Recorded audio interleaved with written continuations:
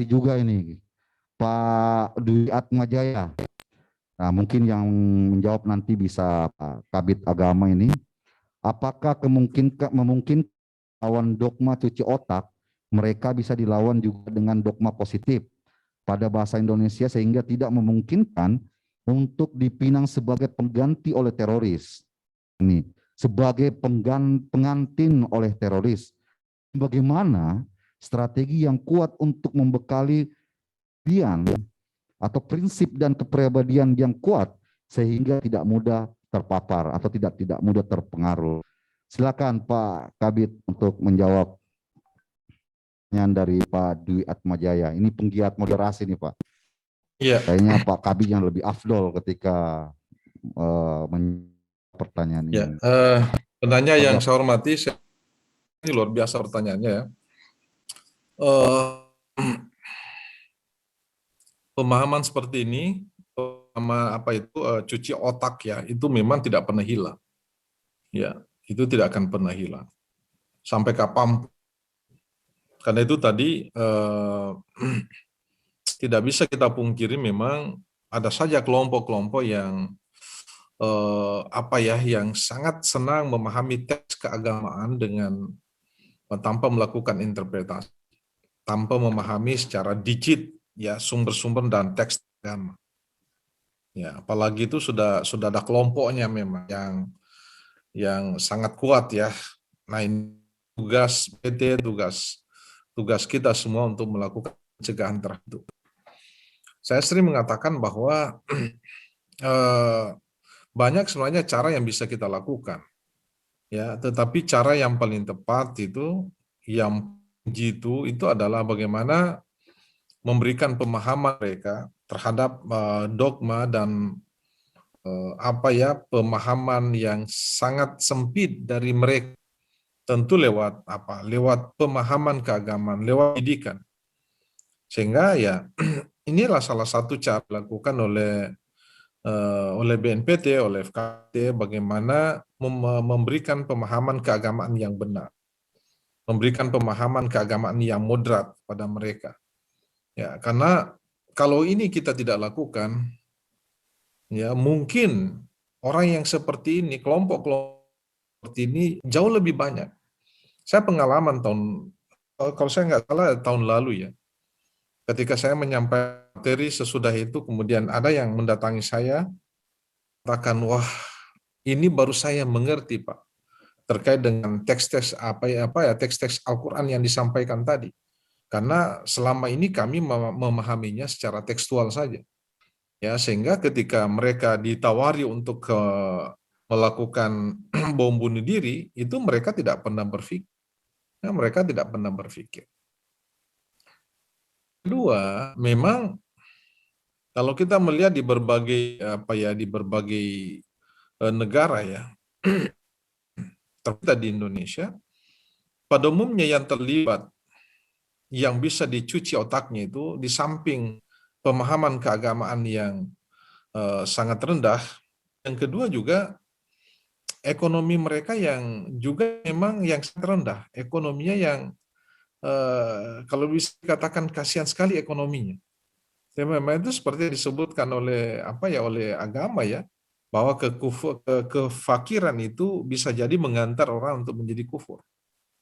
Ya, sehingga ya ekonomi juga itu harus dibangun. Tentu ada lembaga yang lain, khususnya kita di Indonesia yang meningkatkan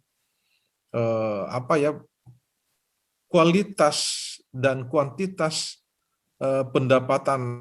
pendapatan ekonomi mereka supaya bisa lebih baik. Ya, kenapa? Karena orang yang seperti ini ketika bukan oleh kelompok tertentu, itu dengan begitu mudah bisa terpapar. Wah, daripada Anda begini di dunia, lebih Anda nanti di akhiratlah bisa berbahagia hidupnya.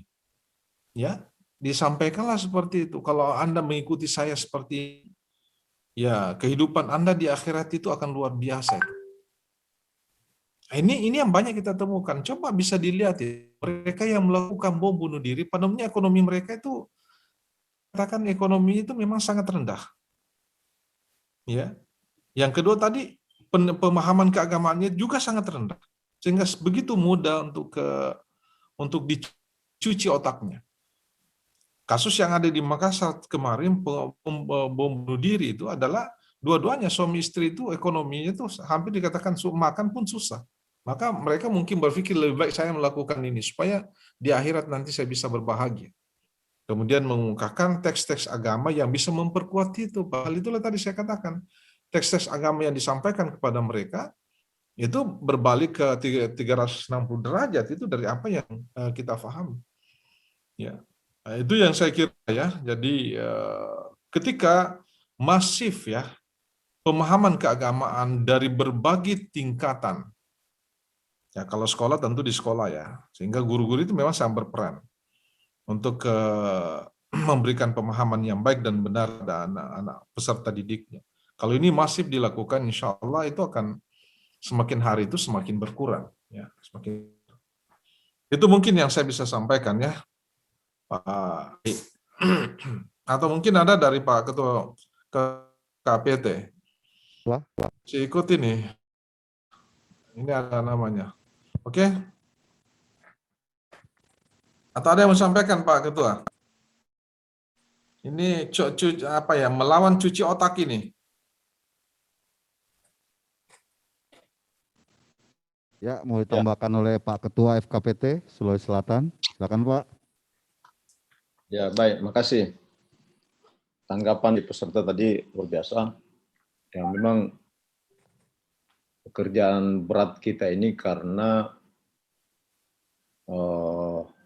virus itu masuk pada jaringan sel-sel otak manusia. Artinya virus itu tidak kelihatan seperti virus corona yang bisa dilihat dengan mata kepala melalui alat misalnya mikroskop dan lain sebagainya. Tapi virus radikalisme terorisme ini itu menyerang otak, pikiran.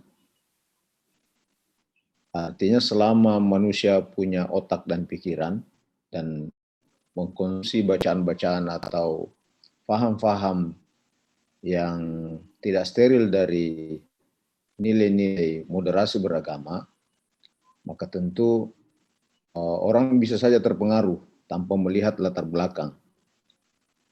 Mungkin ada yang punya titik ilmuwan, mungkin orang yang punya harta sekalipun, atau mungkin tidak punya ilmu atau tidak punya harta.